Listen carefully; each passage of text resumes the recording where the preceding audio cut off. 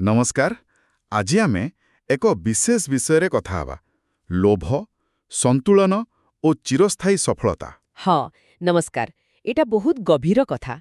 आमे जो विचार को नहीं आलोचना करूछु सेथिरे कुहा जाइछि जे लोभ केमिति गोटे माने नीरव विनाशकारी ठीक आउ कोनोसी भी जिनसर अत्याधिकता से जहा भी हो शेषरे भल फल दिएनी, विशेष करी सफलता क्षेत्र रे। हाँ, एठी सबुठु गुरुत्वपूर्ण कथाटा हैला सेइटा हैला संतुलन और संयमता। संतुलन आउ संयमता। हाँ आम विचार अनुसारे ए दुईटा जिनस ही होची दीर्घस्थायी माने चिरस्थायी सफलतार प्रकृत चाबिकाठी। तेबे लोभ तो आमको बहुत शीघ्र आगको नेला भली लागे ना? लागे, निश्चय लागे, किंतु सेइटा केते समय पाई से रास्ताटा बेसी दूर जाएनी। शेषरे केउठी ना केउठी अटकी जिबाकू पड़े किंबा पूरा उल्टा भी हुई पारे। अच्छा, किंतु ए कथाटा शुणिबाकू जेते सहज लागुची प्रकृतरे प्रइबा माने बहुत कष्टकर ही नथिबो। हाँ सहीटा तो अछि। आजिकालीर दुनिया को देखंतु, एते प्रतियोगिता, चारिआडे चाप, एकदम सेठी निजकू संभाळिबा संतुलन रखिबा केमिति संभव, केमिति जणे ए संतुलन पाई परिबो। कथाटा ठीक। देखंतु, संयमता कहिले केवल कम रे संतुष्ट हेबाकू बुझाए नहीं। अच्छा हाँ, एहार प्रकृत माने हेला आमको प्रकृतरे कौन दरकार, केते परिमाणरे दरकार सेटाकू ठीक भाबे चिन्हिबा। बुझेले। आउ सेतिकिरे माने जहा यथार्थ सेतिकिरे खुशी रहिबा। एहा गोटे प्रकारर स्पष्टता। गोटे उदाहरण दे परिबे? निश्चय।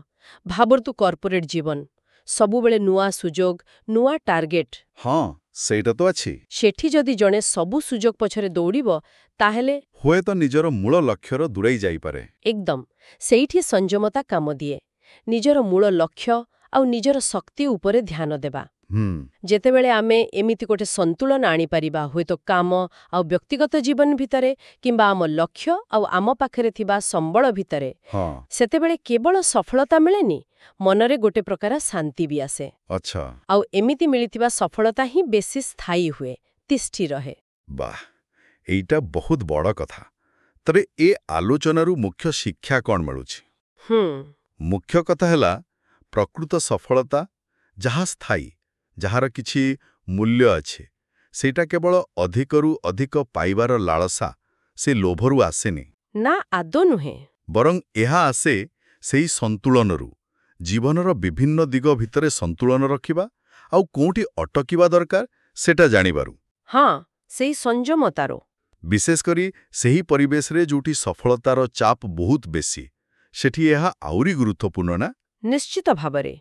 आउ एइठु आम समस्तंक पाई गोटे प्रश्न भी आसुछि। की प्रश्न? जदि आमे निज निज जीवन को देखिबा, केउठी केउ जागरे ए संतुलनर अभाव अछि बोली लागुछि। भाबिबा कथा। केउठी आमे बोधुए टिके अधिक लोभ करूछे किंबा गोटे दिगकू एते गुरुत्व देउछे जे अन्य दिग पूरा अवहेलित होई जाउछि। ए विषय टिके चिंता करिबा पाई एहा एक भल सुजोग नुहे कि?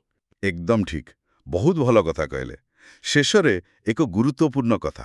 हाँ कहंतु। आमे जेउ एही मूल्यवान विचारगुड़िक उपरे आलोचना कले, एगुड़िक रूपेश दिलसे नामरे परिचित। अच्छा। या श्री रूपेश जैन को निज जीवनर अनुभूति, विशेष करी तांको कॉर्पोरेट जीवनर यात्रारू मिलिथिबा अभिज्ञतार उपरे आधारित। एहा तांकर निजस्व विचार। बहुत भल। निज अभिज्ञतार शिखिथिबा कथा सबुबेले अधिक मूल्यवान। निश्चय। तेबे आजी पाई एतिकी। धन्यवाद। धन्यवाद।